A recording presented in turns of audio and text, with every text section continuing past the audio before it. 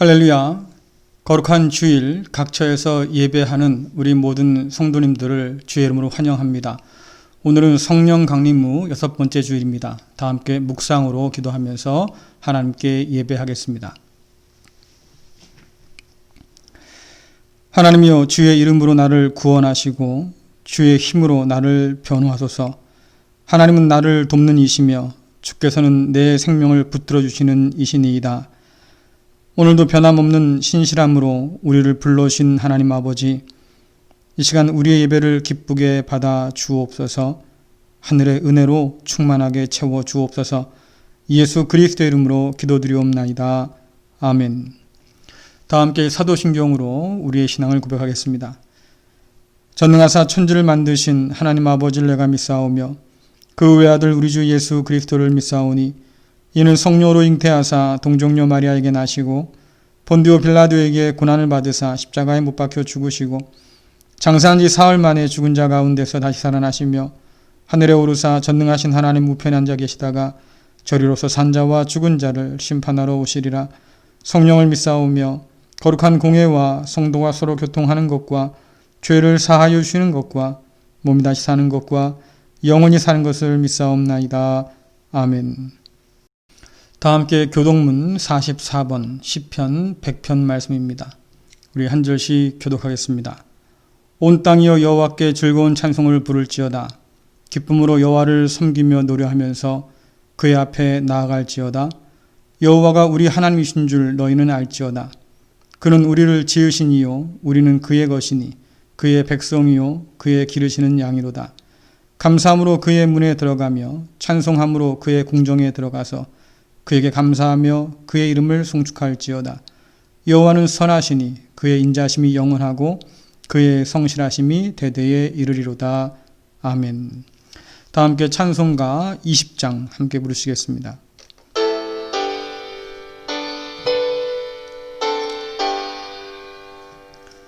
큰 영광 중에 계신 주 나 찬송합니다.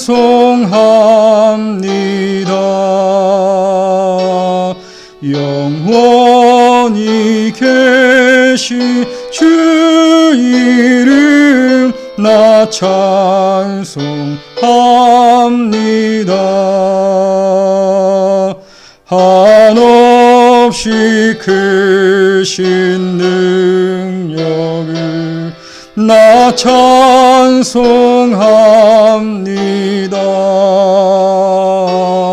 참되고 미쁜 그 언약 나 찬송합니다.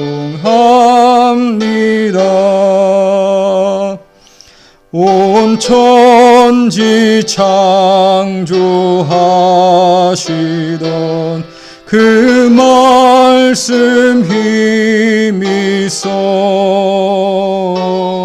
영원히 변치 않는 주 나 믿사옵니다.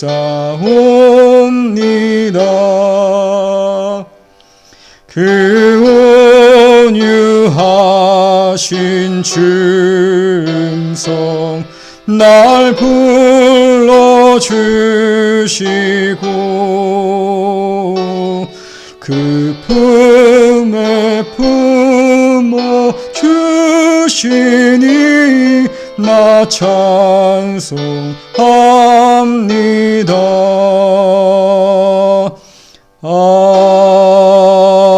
아멘. 기도하시겠습니다. 은혜로우신 하나님 아버지, 세상이 안팎으로 소란스러운 이때에 거룩한 주일을 맞이하여서 저희가 있어야 할 이 자리를 찾게 하시니 참으로 감사드립니다.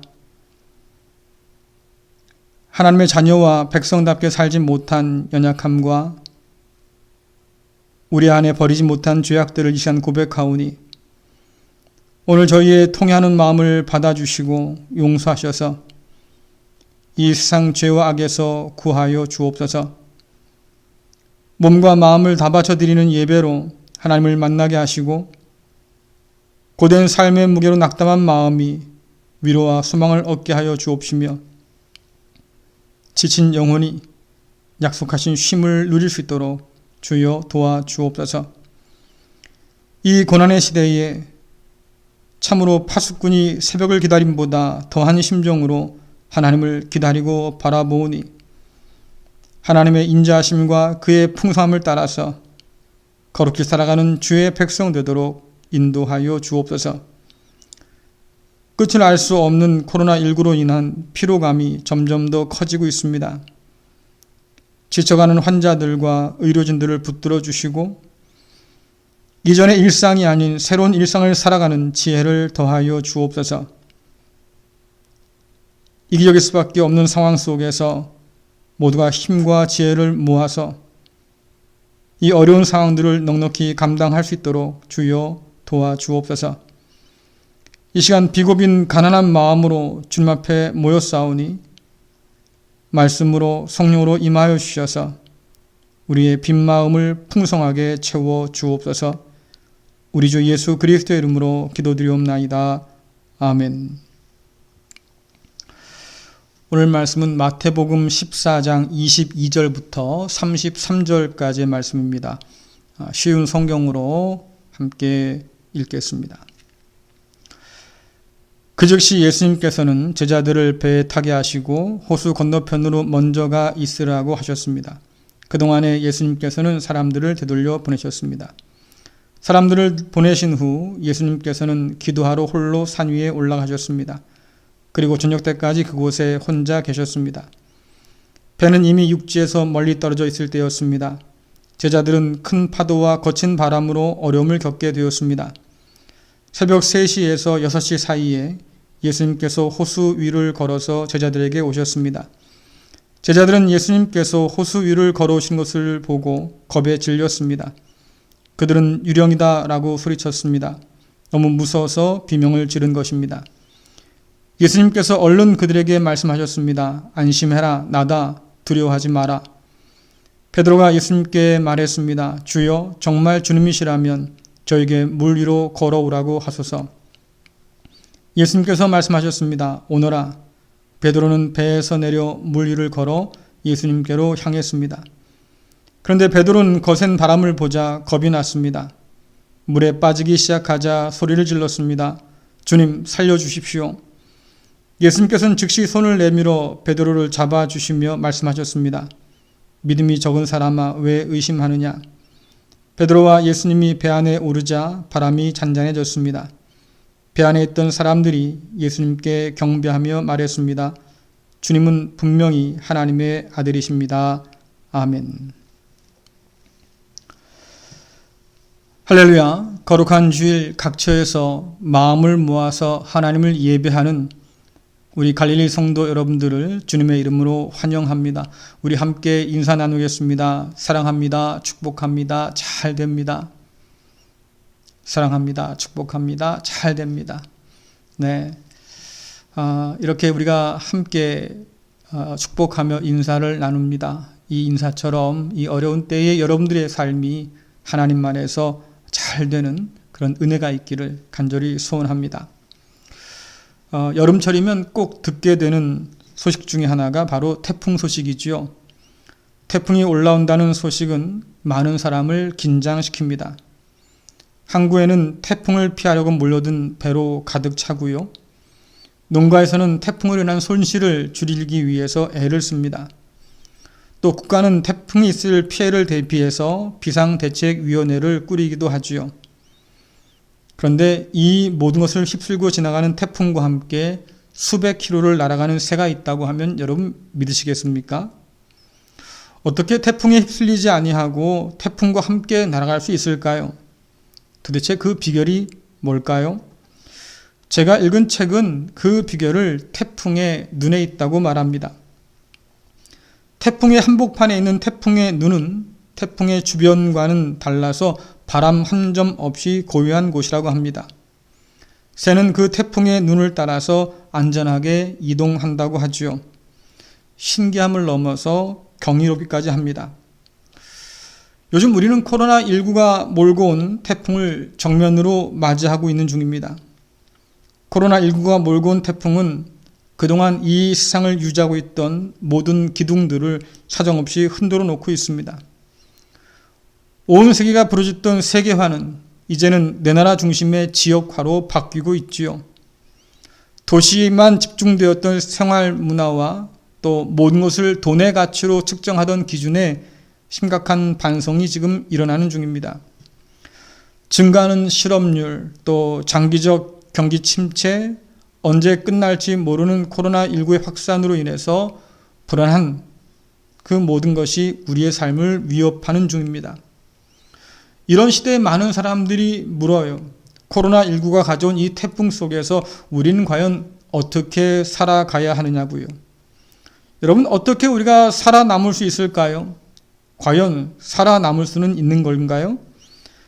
태풍의 눈으로 들어가서 안전하게 이동한다는 그 새처럼 우리 역시도 이 코로나19의 태풍 가운데서 안전하게 살아갈 그런 방법은 없을까요?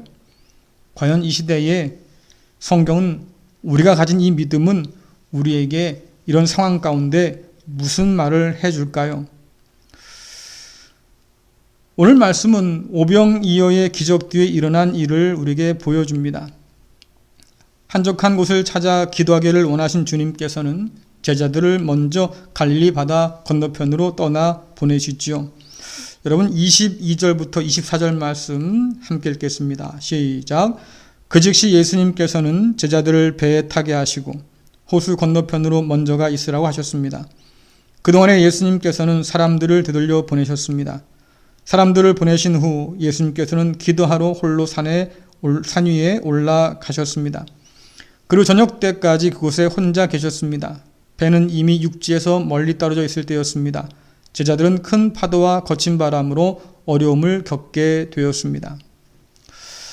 갈릴리 바다는 변덕스러운 날씨로 유명한 곳입니다. 잔잔하다가도 갑자기 바람 불면 물살이 거칠어지는 곳이죠. 제자들이 갈릴리 바다를 건너는 그날 밤도 그랬습니다. 잔잔한 바다가 갑작스럽게 몰아닥친 큰 풍랑으로 인해서 제자들은 앞으로도 뒤로도 갈 수 없는 그런 안타까운 현실을 맞이하게 되었습니다. 항구로부터 이미 멀리 떨어져 왔기 때문에 다시 항구로 돌아가는 것도 어려운 일이었고요. 또 바람이 너무 거셌기 때문에 앞으로 전진하기도 쉽지 않은 상황이었습니다. 어두운 밤에 거센 바람과 파도와 싸우는 제자들의 눈에는 절망이 차오르기 시작합니다. 이젠 끝났구나. 죽음을 예감하던 그때에 제자들의 눈에 바다 위를 걸어오는 사람의 형체가 보였습니다. 유령이다. 헛것이 보인 걸 보니까 이제 우리 죽었겠다 싶었겠지요. 제자들은 무서워서 비명을 질렀다고 말합니다. 그런데 그 유령이 말을 걸어와요. 안심해라. 나다. 두려워 마라. 여러분 25절부터 27절 말씀 읽어보겠습니다. 새벽 3시에서 6시 사이에 예수님께서 호수 위를 걸어서 제자들에게 오셨습니다. 제자들은 예수님께서 호수 위를 걸어오신 것을 보고 겁에 질렸습니다. 그들은 유령이다 라고 소리쳤습니다. 너무 무서워서 비명을 지른 것입니다. 예수님께서 얼른 그들에게 말씀하셨습니다. 안심해라. 나다. 두려워하지 마라. 많이 듣던 목소리였지요. 양은 목자의 음성을 안다고 하지 않습니까? 주님 목소리였어요. 주님께서 거친 바람에 일렁이는 큰 파도 위를 지금 걸어오고 계신 겁니다. 여러분, 그 순간에 제자들은 무슨 생각을 했겠습니까? 이제 살았구나 싶은 마음도 있었겠지요. 또 죽음 가운데 들려온 주님 음성이니까 얼마나 반가웠겠습니까? 근데 저는 이 장면을 읽으면서 시편 29편을 떠올렸습니다. 여러분들 시편 29편 3절 또 10절 말씀을 같이 읽어보겠습니다. 여호와의 목소리가 바다 위에 울려 퍼집니다. 영광의 하나님께서 천둥처럼 소리를 내십니다. 여호와께서 출렁거리는 바다 위에 계십니다. 여호와께서는 거센 물결 위에 보좌를 정하시고 우리 왕이 되시어 영원히 다스리실 것입니다. 아멘. 구약 성경에서 많은 물, 홍수 혹은 거친 바다 이런 표현들은 언제나 혼돈이나 무질서를 가져오는 악한 세력과 연관이 있습니다.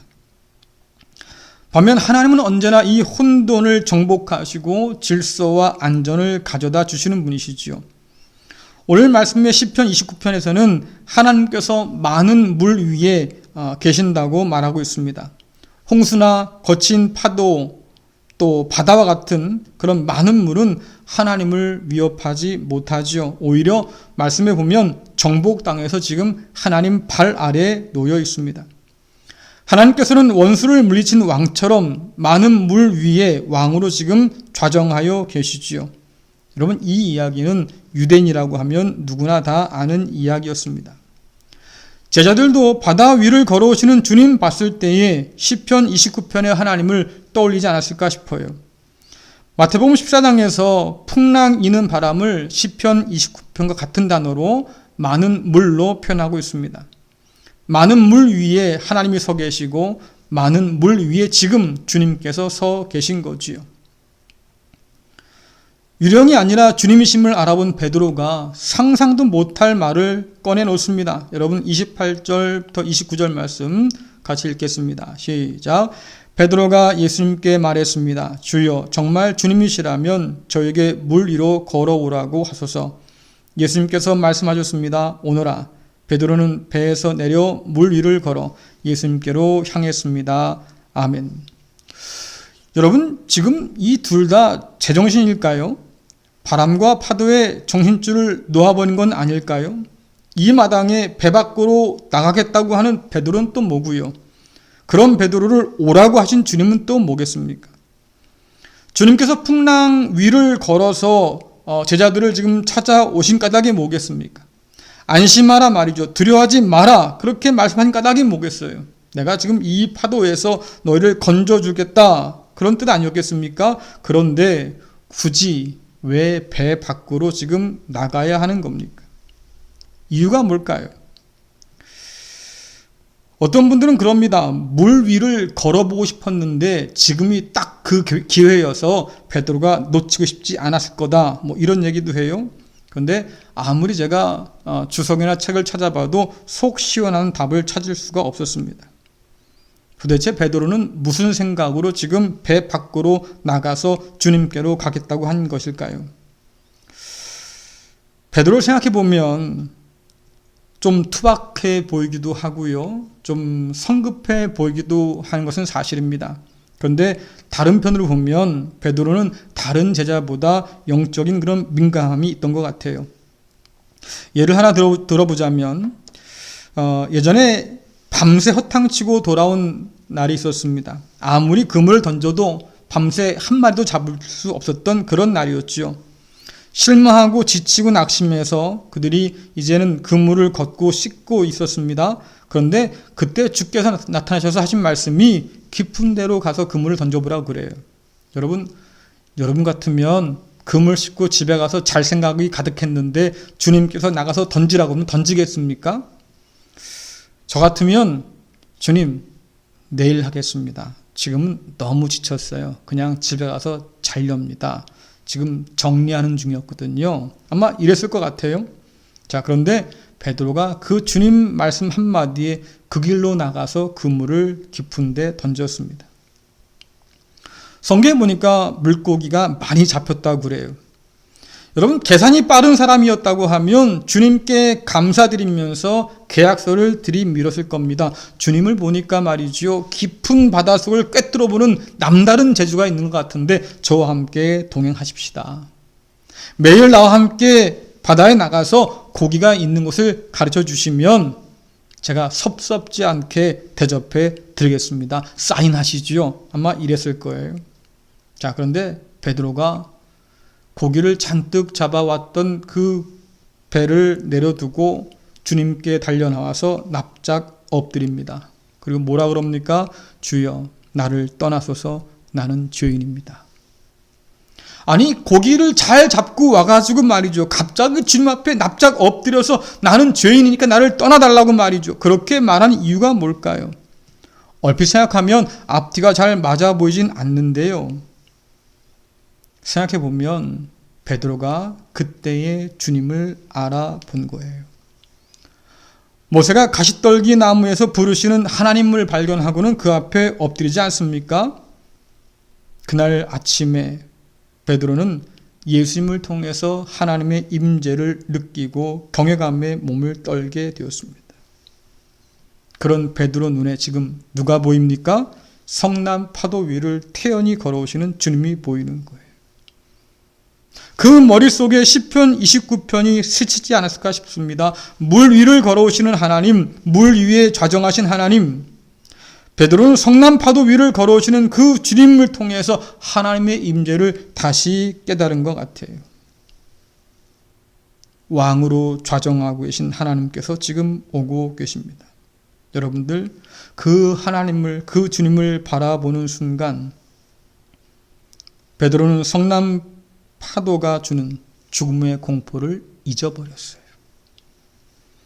그만큼 베드로는 깊은 경외감에 사로잡혔습니다. 왕이 저렇게 오시는데 여러분 그냥 있을 수 있겠습니까? 마중 나가야지요. 그리고 그 앞에 나가서 납작하게 엎드려야겠지요. 그래서 베드로가 주님께 간청한 것 같습니다. 주님, 나를 오라고 해주십시오.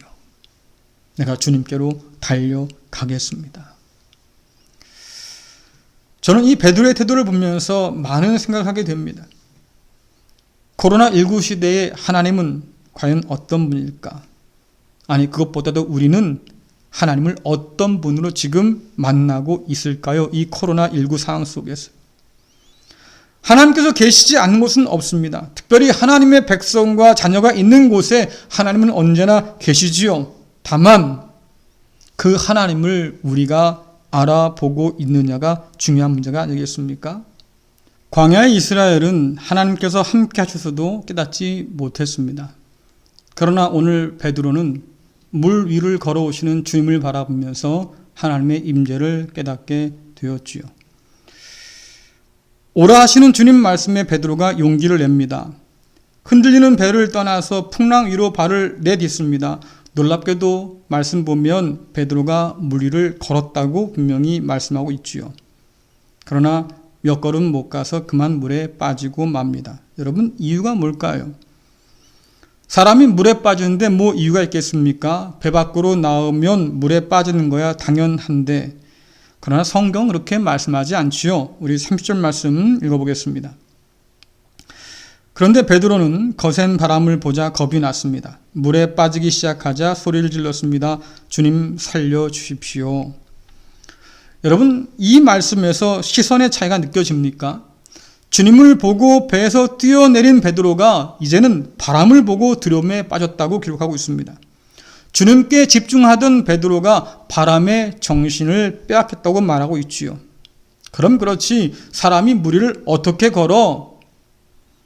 베드로가 물에 빠진 것이 어쩌면 천만다행이라고 생각하는 분이 계실지도 모르겠어요. 베드로가 물 위를 걸었다면 도대체 어쩔 뻔했냐, 이런 분도 계시겠다 하는 얘기입니다. 그러나 이런 베드로의 모습에서 저는 더 감동적인 모습을 발견합니다. 여러분, 사람이 물에 빠지면 언제나 가까운 곳부터 붙들고 보잖아요. 살려고요. 물에 빠진 베드로에게 제자들이 탄 배가 가깝겠습니까? 아니면 물 위를 걸어오시는 주님이 더 가깝겠습니까? 배에서 내린 지 몇 걸음도 안 됐다고 그랬으니까 당연히 배가 더 가깝겠지요. 그렇다고 하면 배에 탄 제자들에게 살려달라고 외쳐야 되는 거 아닙니까? 배에 있는 줄이라도 좀 던져달라고 말이죠. 그렇게 간청해야죠. 그런데 베드로는 가까운 배를 두고 주님을 향해서 지금 살려달라고 소리를 지르고 있습니다. 주여, 나를 구원하소서. 여러분, 왜 그랬을까요? 언제 뒤집힐지 모르는 배에 탄 제자들이나 지금 물에 빠져 들어가는 베드로나 별반 상황이 다르지 않다고 하는 겁니다. 이 상황에서 건져주실 분은, 의지할 분은 사나운 파도도 아랑곳하지 않고 서 계신 그 주님뿐이라고 베드로는 의심하지 않았지요. 몸은 물에 빠져도 눈은 주님을 향해 있습니다. 여러분, 우리도 베드로처럼 세상에서 이리 치이고 저리 치이면서 넘어질 수 있어요. 실수할 수도 있고요. 깜빡 잘못 생각해서 말입니다. 엉뚱한 길로 갈 수도 있고요. 오늘 베드로처럼 말입니다. 기껏 믿음으로 시작했다가 물 가운데 빠져갈 수도 있는 거지요. 자, 누구라도 그럴 수 있는데, 그러나 그 넘어지는 순간에, 빠져들어가는 그 순간에 베드로처럼 끝까지 주님을 신뢰할 수 있을까요? 세상에 그 어떤 것보다 나를 구원하실 분들은 말입니다. 믿고 따를 수 있겠습니까? 사람들은 본성상 가까운 곳 먼저 붙들려는 습성이 있습니다. 배에 타고 내리지 않으려고 했던 제자들처럼 그나마도 안전해 보이는 것에 자기의 모든 걸 다 거는 사람들이죠. 그러나 오늘 베드로는 주님만 바라보고 외치고 있습니다. 주님, 나를 좀 구원해 주십시오. 참 감사한 것은 주님께서 이런 베드로를 실망하게 하지 않으셨어요. 말씀 보니까 주님께서 즉시 손을 내밀어서 베드로를 붙잡아 건져 주었다고 말하고 있습니다. 여러분 31절, 33절 말씀 읽어보겠습니다. 예수께서 즉시 손을 내밀어 그를 붙잡으시며 이르시되 믿음이 작은 자여 왜 의심하였느냐 하시고 배에 함께 오름에 바람이 그치는지라 배에 있는 사람들이 예수께 절하며 이르되 진실로 하나님의 아들이로소이다 하더라. 아멘. 즉시라고 하는 단어는 베드로를 구하시기 위해서 주님께서 신속하게 지금 움직였다는 뜻이지요. 왜 의심했느냐? 이 책망은 손을 내밀어 구원하신 다음에 하신 일이었어요. 저는 주님의 책망이 의미가 있다고 생각합니다. 일렁이는 풍랑에 속지 말라는 거지요. 세상의 풍랑에 시선을 뺏기지 말라는 거지요. 풍랑이 없다는 게 아닙니다. 여전히 우리의 인생은 풍랑 가운데서 이리저리 흔들리겠지만 그러나 그 가운데서 우리의 시선을 하나님께로 주님께로 두라는 말씀입니다. 세계적인 설교가인 스펄전 목사님이 이런 말씀했다고 그래요. 우리가 하나님의 손을 추적할 수 없을 때는 하나님의 마음을 신뢰해야 된다. 다시 말씀드리면 눈에 보이는 증거가 없다 할지라도 하나님을 의심하지 말아라, 이런 의미가 되겠습니다. 여러분, 우리가 믿어야 할 하나님의 마음이 뭐겠습니까? 마태복음 14장 30절 또 시편 29장 11절 말씀 읽어보겠습니다. 예수님께서 얼른 그들에게 말씀하셨습니다. 안심해라. 나다 두려워하지 마라. 여호와께서 자기 백성에게 힘을 주시며 여호와께서 자기 백성에게 평강의 복을 주시리로다. 아멘. 주께서 바다 위를 걸어오시는 까닭이 무엇입니까? 제자들을 풍랑 속에서 건지시기 위함입니다. 하나님께서 많은 물 위에 혹은 사나운 바다와 홍수 위에 좌정하여서 앉아 계신 이유가 뭡니까? 풍랑 속에 있는 하나님의 백성들에게 힘을 주고 평강의 복을 주시기 위함이지요. 이게 하나님의 진심이요 하나님의 본심입니다. 주님께서 베드로와 함께 배에 오르셨을 때에 바람이 그쳤습니다. 제자들은 그 폭풍 한복판에서 남이 줄 수 없는 놀라운 지금 평강을 얻게 되었습니다. 예상치 못한 풍랑이었지만 그로 인해서 제자들은 주님을 새롭게 만나고 보게 되었지요. 주님께서는 풍랑 위에 좌정하신 하나님의 아들이실 뿐만 아니라 그 백성을 찾아오신 하나님이라는 사실을 그들이 이 풍랑을 통해서 깨닫게 된 거예요. 사랑하는 성도 여러분, 코로나19의 폭풍 속에서 우리는 지금 어디에 있습니까? 코로나19가 몰고 온 이 경랑 속에서 이제까지 안전하다고 믿었던 모든 것이 흔들리고 있습니다. 우리의 삶이 거품 위에 지은 집 같다고 하는 사실에 우린 지금 좌절하는 중이잖아요. 이런 우리를 풍랑 위에 서신 주님께서 부르십니다. 오너라. 베드로처럼 풍랑 중 가장 고요한 곳으로, 집채만한 파도라 할지라도 절대로 삼키지 못할 곳으로 지금 여러분 달려가고 계십니까? 코로나19의 그 폭풍 속에서도 변함없는 힘과 평강을 주시는 그 주님께로 지금 달려가고 있느냐 하는 거예요. 성경이 우리에게 약속해 준 게 뭐겠습니까? 주님께로 달려가는 자는 절대로 실망하지 않습니다. 주님을 의지하는 자는 절대로 실망하지 않습니다.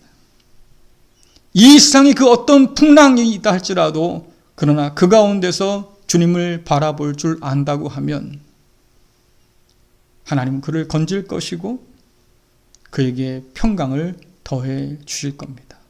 사랑하는 성도 여러분, 폭풍 가운데 가장 중심되는 그 태풍의 눈으로 오늘 베드로처럼 들어갈 수 있기를 간절히 바랍니다. 그곳에 아무도 흔들지 못할 주님이 계십니다. 그 주님께서 저와 여러분을 붙들어 주셔서 이 풍랑 가운데 힘을 주시고 또 평강 주시기를 간절히 소원합니다. 기도하겠습니다. 폭풍 가운데 우뚝 서셔서 사랑하는 자녀들을 붙드시는 하나님 아버지, 감당하기 어려운 인생의 풍랑에도 우리와 함께 하시니 감사를 드립니다. 세상 풍파에 붙들려 두려움 가운데 살지 않도록 인도하여 주시고 힘과 평강을 주시는 하나님께 붙들려 살게 하여 주옵소서. 흔들리고 무너지고 지나가며 사라질 이 세상이 아니라 영원하신 하나님을 의지함으로 소망 안에 살게 하여 주옵소서. 코로나19로 모든 것이 흔들리는 이때에 절대로 흔들리지 않는 하나님의 그 날개 그늘 아래 피하여 살아가는 믿음을 더하여 주옵소서. 예수님의 이름으로 기도드리옵나이다. 아멘. 다 함께 찬송가 406장입니다.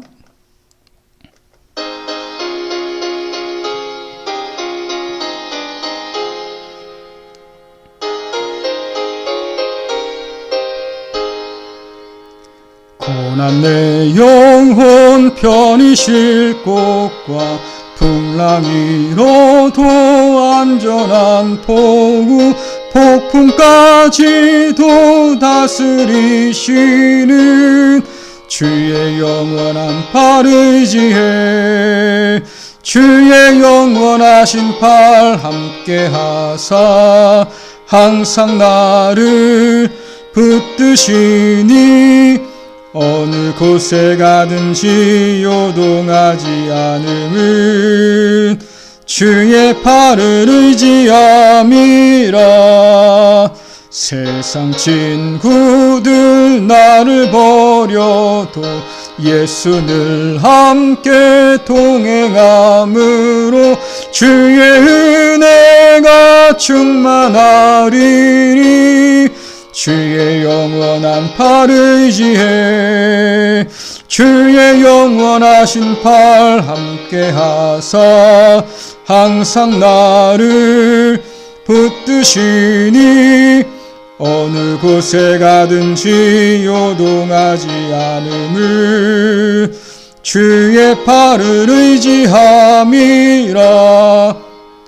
나의 믿음이 연약해져도 미리 예비한 힘을 주시며 위태할 때도 안보하시는 주의 영원한 팔 의지해 주의 영원하신 팔 함께하사 항상 나를 붙드시니 어느 곳에 가든지 요동하지 않음은 주의 팔을 의지함이라.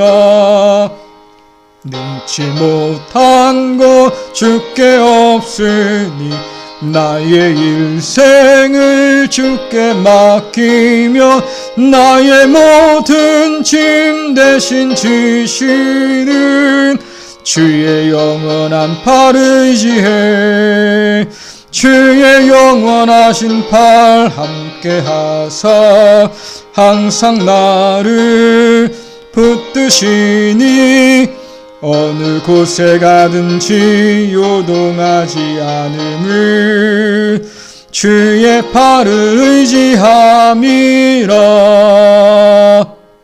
기도하겠습니다. 모든 것에 풍성하신 은혜의 하나님 아버지, 지난 한 주간 동안 저에게 일할 수 있는 힘과 또한 건강함을 허락하여 주시고 때마다 줄이지 않도록 채워주신 그 사랑과 은혜에 진심으로 감사를 드립니다. 이 시간 하나님의 귀한 자녀들이 애쓰고 수고함으로 얻은 물질을 정성껏 하나님께 올려드립니다. 인색함이 아니라 억지로가 아니라 주님의 은혜에 감사하는 마음으로 자원하여서 즐거이 드리오니 기쁘게 받아 주옵소서. 이 예물을 통하여서 하나님의 나라가 이루어지게 하여 주시고 또한 드린 모든 주의 백성들의 삶 가운데 사라지지 않는 기쁨과 끊이지 않는 하늘의 복이 넘쳐날 수 있도록 주여 역사하여 주옵소서.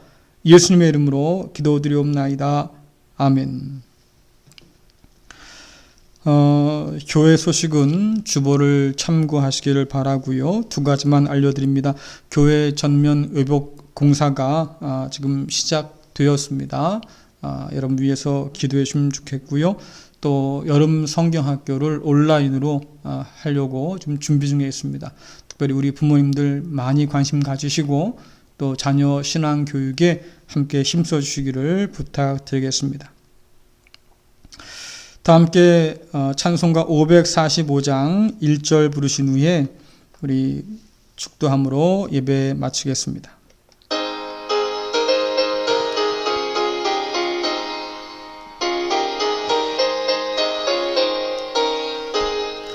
이는 내 아무 증거 아니 배워도 믿음만을 가지고서 늘 걸으며 이 귀에 아무 소리 아니 들려도 하나님의 약속 위에 서리라. 걸어가세 믿음 위에 서서 나가세 의심 버리고 걸어가세 믿음 위에 서서 눈과 귀에 아무 증거 없어도. 기도하겠습니다. 이제는 폭풍 가운데 찾아오셔서 오라 부르시는 우리 주 예수 그리스도의 은혜와 폭풍 가운데 좌정하셔서 사랑하는 자녀들에게 힘과 평강을 주시는 하나님 아버지의 크신 사랑하심과 삶의 폭풍 속에서 낭망하지 않도록 도우시며 주와 함께 날아오르게 하시는 성령님의 그 역사하심이 감당하기 어려운 세상의 풍랑 속에서도 하나님의 백성과 자녀로 살기를 다짐하는 갈릴리교회 모든 성도들과 저들의 가정과 자녀와 기업 위에 또한 코로나19로 말미암아서 고통당하는 이 땅의 모든 자들과 온 세계 가운데 지금부터 영원히 함께 하시기를 간절히 축원하옵나이다. 아멘. 네, 예배 마치겠습니다. 여러분 한 주간도 주와 함께 동행하면서 승리하고 영광 돌리는 복 있는 삶 될 수 있기를 간절히 바랍니다. 감사합니다.